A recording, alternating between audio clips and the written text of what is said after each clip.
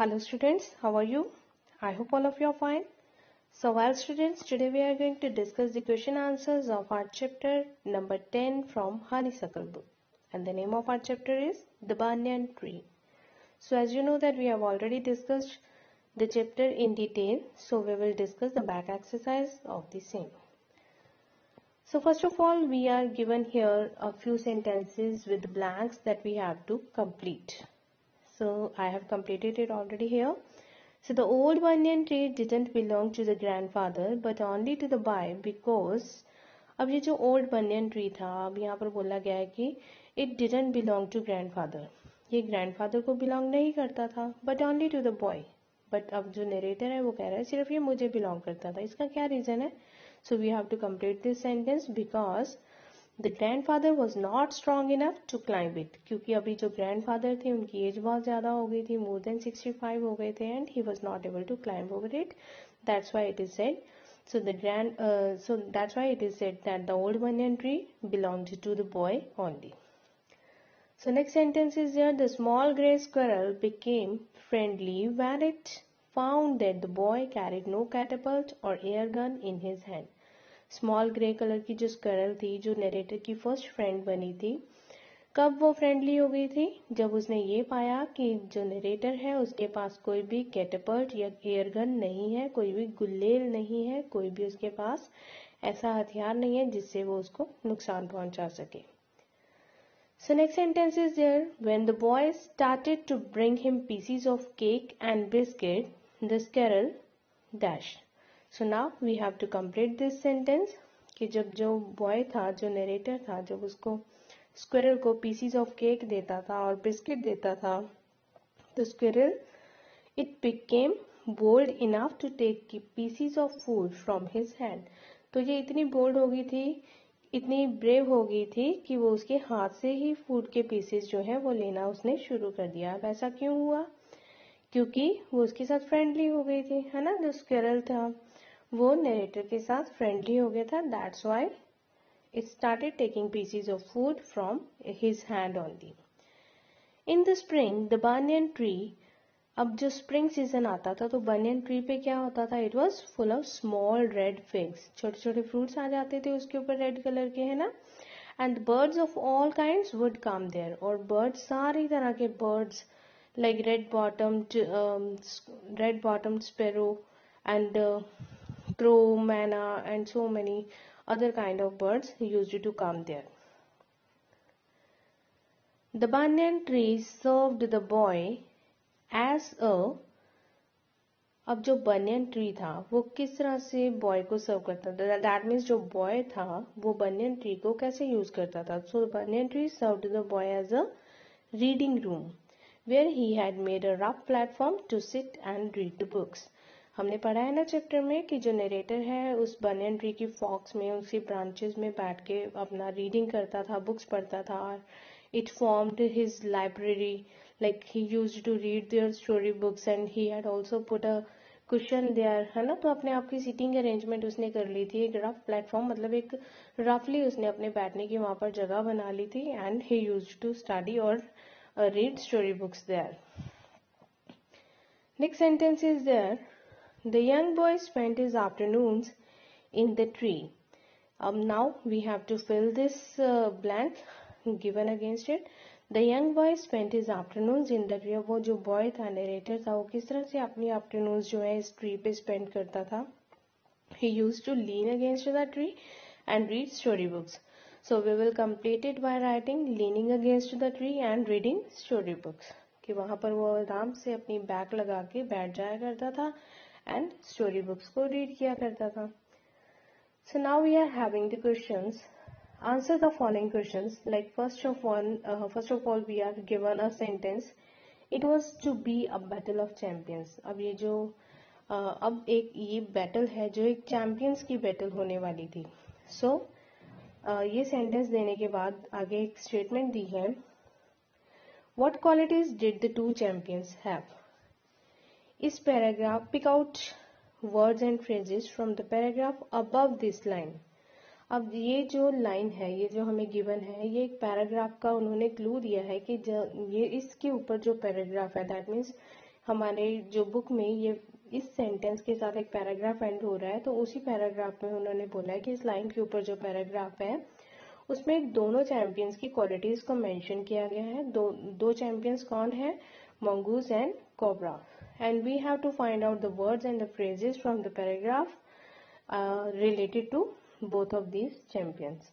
Mongoose के साथ कौन से फ्रेजेस और वर्ड्स रिलेटेड है एंड कोबरा के साथ कौन से वर्ड्स एंड फ्रेजेस रिलेटेड है। So I have given the answer directly here. So mongoose के साथ जो रिलेटेड फ्रेजेस जो हमने इस पैराग्राफ में पढ़े थे वो है a great fighter, very clever and swift, and made calculated move.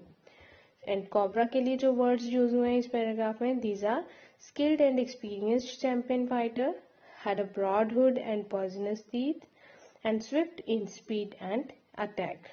तो दैट मीन्स दोनों की ही इक्वल क्वालिटीज हैं, दोनों ही बहुत अच्छे फाइटर हैं, बहुत ही क्लेवर और स्विफ्ट भी होते हैं, but mongoose is more clever than the cobra than that of cobra. अब कोबरा की जो क्वालिटीज बताई हैं कि वो बहुत स्किल्ड है, एक्सपीरियंस्ड चैंपियन फाइटर है, and he has a broad hood, उसकी हुड जो है बहुत ही मैग्निफिसेंट होती है, ब्रॉड होती है, and also he is having poisonous teeth, and it is also Swift in its attack and speed. इसकी जो स्पीड है बहुत तेज होती है, स्विफ्ट होती है, और बहुत ही तेजी से ये अटैक करता है। और मंगूज के लिए जो क्वालिटीज हैं वो है कि बहुत ही अच्छा फाइटर है, बहुत क्लेवर होता है, और जब ये अटैक करता है बहुत क्लेवरली और स्विफ्टली करता है, बहुत तेजी से, एंड मेड कैलकुलेटेड मूव्स, और थोड़ी सी ही मूव्स जो करता है, जितनी भी ये अटैक के लिए जो मूव्स करता है उसमें ही ये जीत लेता है। So next question is there, what did the cobra and the mongoose do to show their readiness for the fight? अब ये हमने चैप्टर के जो सेकंड पार्ट था उसी के स्टार्टिंग में ही हमने पढ़ा है कि ये जो दोनों फाइटर्स हैं अपने आप को किस तरह से फाइट के लिए रेडी करते हैं। So the cobra produced a hissing sound to challenge the mongoose. अब कोबरा ने कैसे रेडी किया अपने आप को? It produced a hissing sound to challenge the mongoose. Mongoose को चैलेंज करने के लिए हिसिंग साउंड प्रोड्यूस करता है, and it raised 3 feet of its body off the ground, और इसने अपनी बॉडी को 3 feet ऊपर उठा लिया ग्राउंड से, and spread its broad hood, और अपनी ब्रॉड हुड जो है इसने, जिसे हम फन बोलते हैं, तो उसने अपनी जो हुड है वो फैला दी। एंड मंगूज ने किस तरह अपने आप को रेडी किया? It bushed its tail and the long hair on its back also stood up. अब इसने जो मंगूज ने अपनी टेल को बुश किया, बहुत तेजी से हिलाया, और जो इसकी बैक के ऊपर जो लंबे लंबे बाल थे वो भी खड़े हो गए। सो इस तरह से दोनों ने अपने आप को फाइट के लिए रेडी किया। So next question is there, who were the other 2 spectators? And you must know about this. कौन थे 2 spectators? और एक तो नरेटर था, है ना, उसके अलावा भी कोई 2 स्पेक्टेटर्स थे जो इस फाइट को देखने के लिए आए थे। So what did they do? और उन्होंने क्या किया?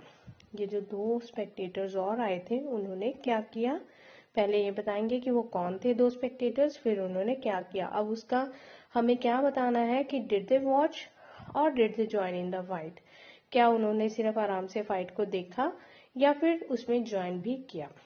So in addition to the narrator, the 2 other spectators or onlookers of the fight were a myna and a wild crow. तो 2 spectators कौन थे? एक मैना और दूसरा wild crow. First of all, they sat on the cactus plant to watch the outcome of the fight.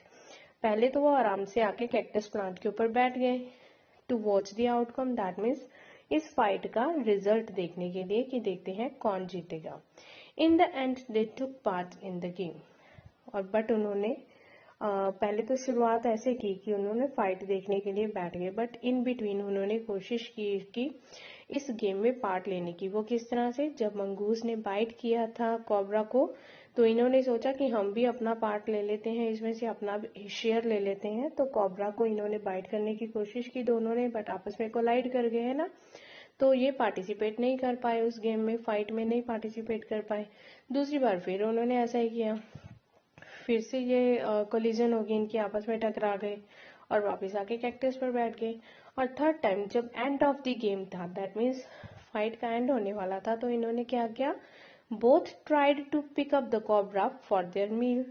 दोनों ने try किया कि वो कोबरा को अपना मील बना ले, अपना खाना बना ले, तो उसके ऊपर झपट पड़े. The crow got bitten and died. और उसका रिजल्ट क्या हुआ कि क्रो को उस स्नेक ने काट लिया, जोर से थर्ड किया था उसको, है ना, अपना सिर झटका के एकदम जोर से दूर फेंक दिया था क्रो को. And when the mongoose dragged the snake away into the bushes, the मैना आल्सो फ्लू अवे. और जब मंगूस ने स्नेक को ड्रैग करके खींच के ले गया था बुशेस में, झाड़ियों के अंदर ले गया था, तो मैना भी वहां पर कॉन्ग्रेचुलेशंस की श्राइक करते हुए क्राई करते हुए वो भी उड़ गई थी. सो दैट मीन्स क्रो जो था वो मर गया. एंड क्रो ने जब पार्टिसिपेट करने की कोशिश की, it got bitten by the snake and died. And myna, उसने समझदारी यूज की अपनी, वापस कैक्टस पे आकर बैठ गई. And it didn't try to participate again in the fight.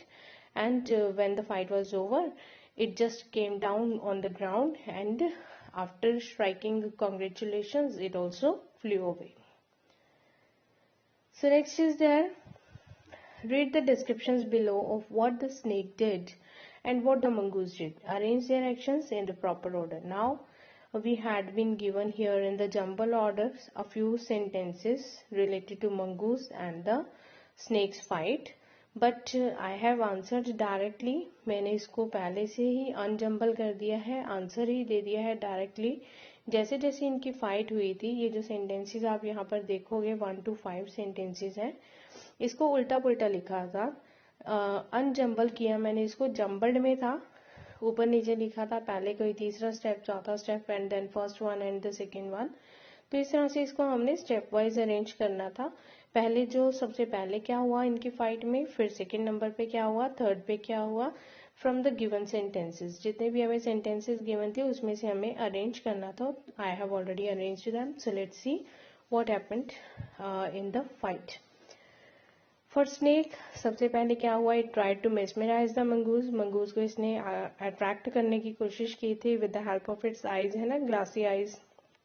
And then second step हुआ, it stuck on the side that mongoose pretended to attack. जहां पर मंगूज ने प्रिटेंड किया अटैक करने का, उस तरफ इसने अटैक कर दिया स्नेक ने. एंड देन स्नेक ने फिर से अटैक किया और मिस कर दिया, stuck again and missed. And then afterwards, उसके बाद struck the crow and then ceased to struggle. ये 5 स्टेप्स जो हमें दिए हुए थे प्रॉपर नहीं है ये, दैट मीन्स इसमें बहुत सारे स्टेप्स मिसिंग है. बट जो हमें दिए हुए थे, ये जो 5 स्टेप्स, हमने उसी ऑर्डर में अरेंज करना था, गिवन ऑर्डर में, कि ये स्टेप्स कैसे कैसे हुए थे. तो I have arranged those.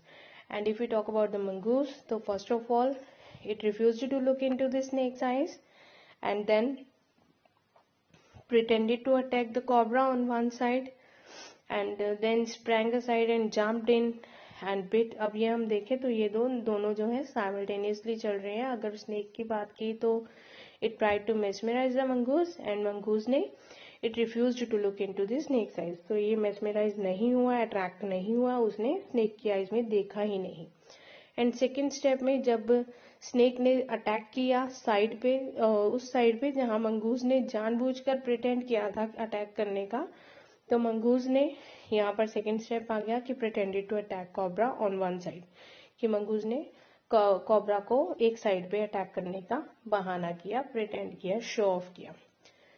Then third step में स्नेक का ये था कि स्टक अगेन एंड मिस्ड, और यहाँ स्नेक ने मिस कर दिया अपना अटैक. और यहाँ पे मंगूस में भी सेम साइमल्टेनियसली वैसा ही आ गया. It sprang aside, jumped in and bit. ये साइड पर हो गया और इसने जंप किया एंड बिट, दैट मीन्स इसने स्नेक को बाइट कर लिया. देन अगर फोर्थ स्टेप देखते हैं तो इट स्ट्रक द क्रो. कॉब्रा ने क्रो को स्ट्रक किया, जोर से झटका मारा उसको. And if you talk about mongoose, it grabbed the snake by the snout. इसके बाद जो मंगूस था, इसने बिल्कुल उसके मुंह से स्नेक को पकड़ लिया था, है ना, स्नाउट से. एंड देन तब तक पकड़े रखा जब तक कि कॉब्रा ने सीज नहीं किया, स्ट्रगल करना, अपने आप को छुड़वाने की कोशिश जब उसने बंद नहीं कर दी, तब तक इसने मंगूज ने इसको पकड़े रखा. And afterwards it dragged the snake into the bushes. और इसके बाद उसको झाड़ियों में ले गया खींच के, है ना. So these were the steps that we have arranged in an order. Next question is there, what had happened to the crow in the end? ये हमने पहले भी पढ़ लिया कि एंड में क्रो का क्या बना. So in the end the crow got bitten by the cobra and it fell dead. तो एंड में ये हुआ था कि जो क्रो है, क्रो के साथ एंडिंग कैसी हुई थी, तो क्रो को जो स्नेक था उसने बाइट कर लिया था एंड बहुत दूर जाकर फेंका था, जिससे वो बेचारा मर गया. So next is what did the मायना डू फाइनली. मायना ने फाइनली क्या किया, एंड में उसका क्या रिएक्शन था, क्या एक्शन था. मायना फ्लू टू द ग्राउंड. मायना जो कैक्टस पे बैठी थी वो फिर ग्राउंड पे आई. जब फाइट एंड होगी तो आराम से ग्राउंड पे उतरी and looked into the bushes. Bushes में उसने देखा, झाड़ियों में देखा, जहां पर जो मंगूस था कॉबरा को ले गया था खींच के. Gave a shrill cry and flu away. और एक थोड़ा सा श्रिल मतलब तीखी सी उसने क्राई की और मानो ऐसा फील हो रहा था कि जैसे वो कॉन्ग्रेचुलेशंस बोल रही हो मंगूस को that he has won and flew away, and afterwards it flew away. So with this our question answers have come to an end. Thank you. Have a nice day.